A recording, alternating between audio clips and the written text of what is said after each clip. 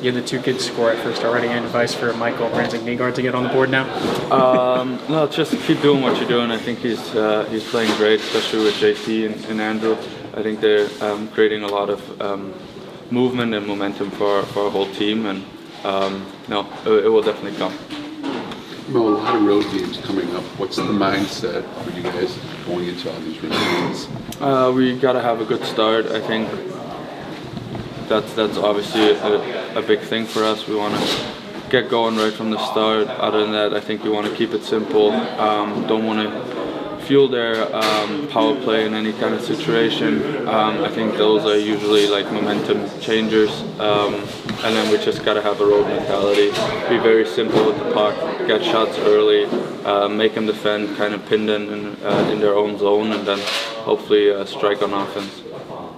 Say, Moritz, what did you think of seemed like Johansson in the last game in particular, just physical play?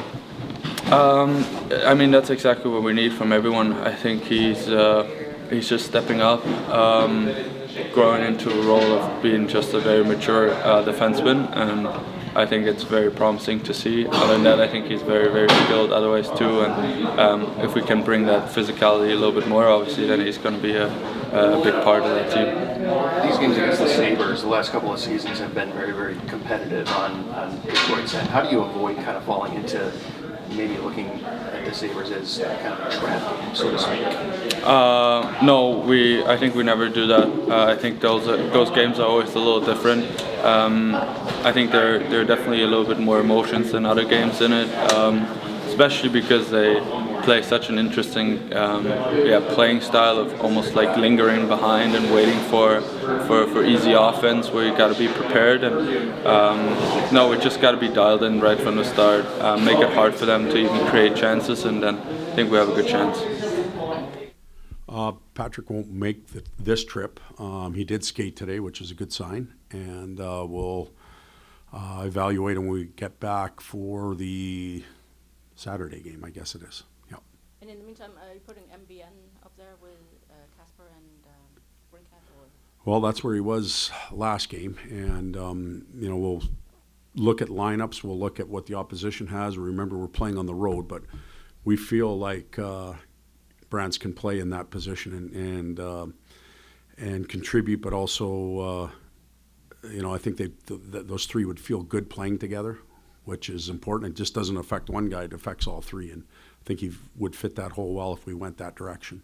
There are obviously things like skill and physicality lagging a player, but with a young player, is trust really something that can't be said enough about? Because it's probably hardest to earn. Yeah. And that word's really important. You're talking to the coach, and obviously coach-player trust is essential. We're the guys that are calling their names. Hey, you're up, Brantz, or you're up, Emmett. Get ready to go. That's us signaling to them that we trust them and we'll put them on the ice. But just as important is the trust that the teammates have, that those individuals going on the ice can get the job done, and maybe more important. They've all three of them and other newcomers. We don't talk about Bernard Docker at all. Like, he's earned the trust of the coaching staff and of his teammates, and there's others. But the focus seems to always be on the rookies, which is fine. But others have contributed. Todd, there's not many players who see the ice like Patrick Kane does on the power play. I looked like Casper was there today. What do you hope he can bring to that unit? Well, whoever ends up there, Casper had his run there. We planned. The other day we were planning, obviously without Kaner, and we were planning without Razor just in case. As it turns out, he played, but no power play time. So we don't really know what we have or what it'll look like. We needed some good practice time, which we had today. Casp is there. He's his own player. If we expect him to be Patrick Kane and do some of the things that Patrick does, well, then we'll probably be disappointed. But if we view Casp, if it is him, for what Casp is and the strengths he has, he can be just fine there. He'll fill that hole, or whoever goes there will fill that hole, and we still expect a high-end performance out of that special team. And then the penalty kill's been on a good run here lately. Is there anything in particular you're seeing from that group that you really liked?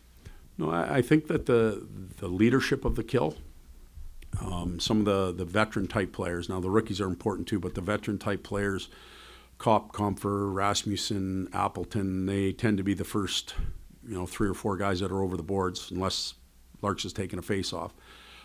They've really accepted the challenge up front, and they've taken some pride into it. And they maybe they've given up something else for opportunity on a power play or something, but they've accepted that role and they've done a good job, and that makes a big difference when somebody is leading the group. These last couple of seasons, the Red Wings and Sabres games against one another have been very, very competitive for the most part. What is the biggest message to maybe avoid looking at this game as sort of a trap game, so to speak? Well, the last thing that we shouldn't even be talking about this. Like, it's not like we've been in first place for the last 7 years and they've been out of it and we're wheeling into town like we own the place. That's not who we are. We're competing with them for every inch and every point possible. So I don't think our minds can go there one bit. I don't buy the trap game theory at all. Every team in the NHL is very skilled, talented, has a chance to win on any given night. It's even a hard question for me to answer because I don't see it that way. I don't believe that at all. And then a player like Elmer Soderblom, in the games that he has played, what have you liked the most about his game, and what do you need to see more out of him in order to give him more playing time? Yeah, for Elmer, for anybody forget about Elmer, for anybody in our roster, when we've won more than we've lost, sometimes roster decisions are made just to get some other people up and running too. And it's not that they've been, the players that come out haven't been disasters or their game's really fallen off or they need a wake-up call. Sometimes we just try and keep players alive because we know we're going to need them. In Elmer's case, we had him out, we put him back in. I thought he played better than he did, in the games prior. He did some of the things we asked of him. But we looked at the lineup that Edmonton had, and we talked about size and pace, and maybe he drew the short end of the straw when it came to it. But Elmer's fine. He's working on his game. He's a big man that can control things with his size. And I think he's got a nice set of hands and can shoot the puck. So all those tools are very usable tools for him. And we want to see that show up game after game. But he, you, anybody else shouldn't be reading too much into this. We just needed to get some other guys in the lineup.